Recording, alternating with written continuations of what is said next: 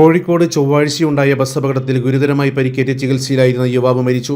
Bike യാത്രികൻ മുഹമ്മദ് സാനിഫാണ് മരിച്ചത്. 27 വയസ്സായിരുന്നു. കോഴിക്കോട് സ്വകാര്യ ആശുപത്രിയിൽ ചികിത്സയിലായിരുന്നു. ചൊവ്വാഴ്ച വൈകിട്ട് 4 മണിയോടെ കോഴിക്കോട് മാവൂർ റോഡിൽ അരയടുത്ത് പാലത്ത് വെച്ചായിരുന്നു അപകടമുണ്ടായത്. മാവൂരിലേക്ക് പോവുകയായിരുന്ന വെർട്ടെക്സ് ബസ് മറ്റൊരു ബസ്സുമായി ഉരസിയിരുന്നു. തുടർന്ന് അമിത വേഗത്തിൽ പോകവെ അരയടുത്ത് പാലം മേൽപ്പാലത്തിന് മുകളിൽ വെച്ച് എതിരെ വന്ന ബൈക്കിലിടിച്ചു. ഇടിയെ തുടർന്ന് ബൈക്ക് യാത്രികൻ മുൻപിലുണ്ടായിരുന്ന കാറിന് മുകളിലേക്ക് വീണു. ബസ് ബൈക്കിന് മുകളിലൂടെ കയറി നിയന്ത്രണം വിട്ട് മറിയുകയായിരുന്നു. മറിഞ്ഞ് നിരങ്ങിപ്പോയ ബസ് മേൽപ്പാലത്തിനോട് ചേർന്നുള്ള ട്രാഫിക് സിഗ്നൽ തൂണും തകർത്താണ് നിന്നത്. അപകടത്തിൽ 56ഓളം പേർക്ക് പരിക്കേറ്റിരുന്നു. പരിക്കേറ്റവരെ നഗരത്തിലെ വിവിധ ആശുപത്രികളിൽ പ്രവേശിപ്പിച്ചു. News desk media vision.